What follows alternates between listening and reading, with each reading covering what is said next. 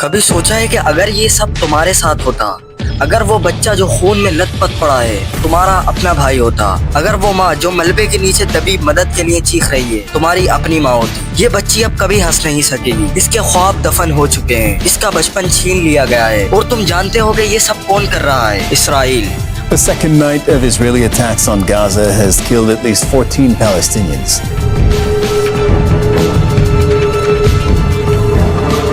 وہی اسرائیل جسے دنیا کی سب سے بڑی طاقتیں تحفظ دے رہی ہیں، وہی اسرائیل جو روزانہ نئے فلسطینی شہید کر رہا ہے۔ مگر سوال یہ نہیں کہ اسرائیل کیا کر رہا ہے، سوال یہ ہے کہ مسلم دنیا خاموش کیوں ہے؟ یہ ہیں مسلمانوں کے حکمران، یہ وہ ہیں جن کے پاس تیل ہے، فوج ہے، طاقت ہے، وسائل ہیں، مگر فلسطین کے لیے کچھ کرنے کی ہمت نہیں۔ کیوں؟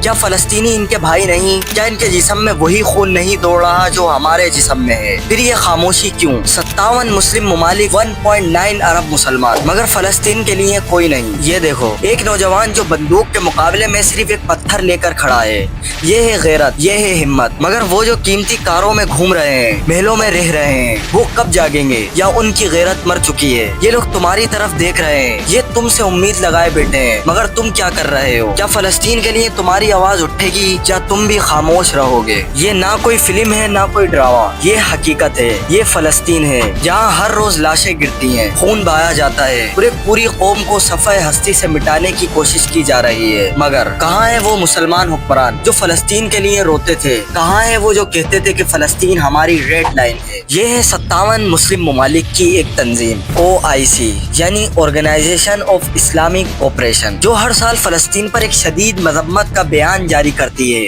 اور پھر اپنی لگژری زندگی میں مصروف ہو جاتی ہے۔ کیا یہ مذمتیں فلسطینیوں کی جان بچا سکتی ہیں؟ کیا ان بیانات سے اسرائیلی بم روک سکتے ہیں؟ یہ ہے مسلم حکمران، ایک طرف بے گناہ فلسطینی مر رہے ہیں اور دوسری طرف یہ لوگ سونے کے محلوں میں رہ رہے ہیں، مہنگی گاڑیاں خرید رہے ہیں، یورپ میں چھٹیاں منا رہے ہیں۔ کیا یہ وہی لوگ نہیں جو کہتے تھے کہ فلسطین کے لیے سب کچھ قربان کریں گے؟ یہ سوال صرف ان حکمرانوں سے نہیں، یہ سوال تم سب سے ہے۔ تم کہاں ہو؟ کیا تم بھی ان کی طرح خاموش ہو؟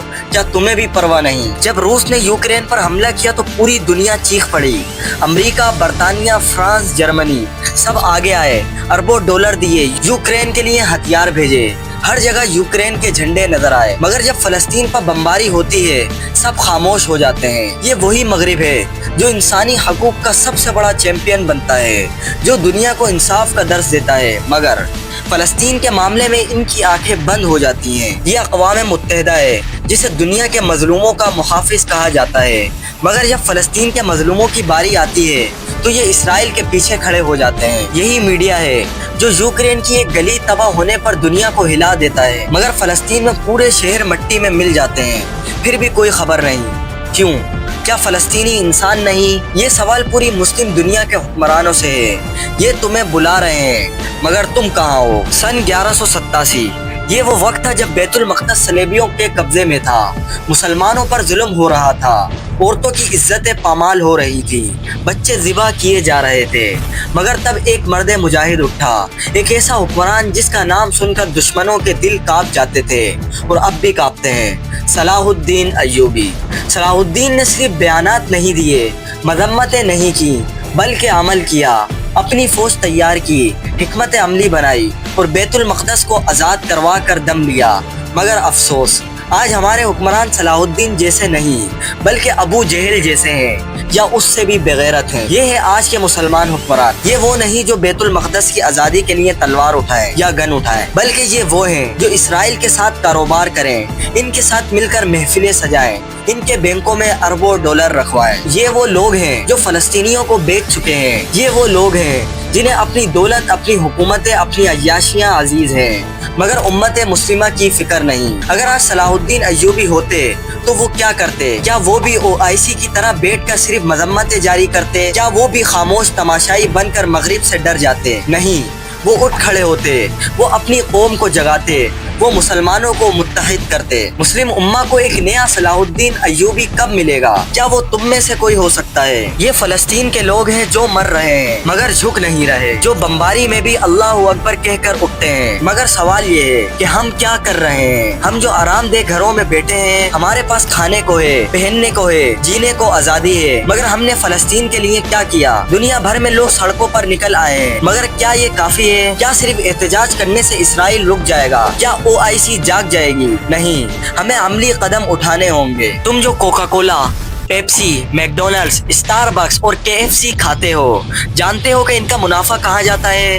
ये सब कंपनियां इसराइल को सपोर्ट करती हैं। जब तुम इन पर 1 रुपया खर्च करते हो, वही पैसा बम बनकर फलस्तीन पर गिरता है। क्या तुम्हें अब भी इन चीजों की तलब है? इसराइल की सबसे बड़ी ताकत उसका मीडिया है। वो झूठ फैलाते हैं, हकीकत छुपाते हैं और दुनिया को फलस्तीनियों को दहशतगर्द के तौर पर दिखाते हैं। मगर तुम्हारे पास भी एक हथियार है, सोशल मीडिया। अगर तुम एक पोस्ट भी शेयर करो तो ये इसराइल के प्रोपेगेंडे को तोड़ सकती है। अल्लाह ताला ने दुआ को सबसे बड़ी ताकत बनाया है। फलस्तीन के लिए हर नमाज में दुआ करो और जो बन सके माली मदद करो, चाहे 100 रुपए ही क्यों ना हो। अगर नियत सच्ची हो तो अल्लाह उसे लाखों में बदल देगा। ये बच्चे तुम्हें बुला रहे हैं, फलस्तीन तुम्हारी गैरत को पुकार रहा है। अब वक्त है उठने का, लड़ने का और बोलने का। या तो तुम फलस्तीन के साथ खड़े हो या तुम भी इन बेहिस हुक्मरानों की तरह खामोश तमाशाई बनकर रह जाओगे। क्या तुम फलस्तीन की आवाज बनोगे? फैसला तुम्हारे हाथ में है। अल्लाह हाफिज।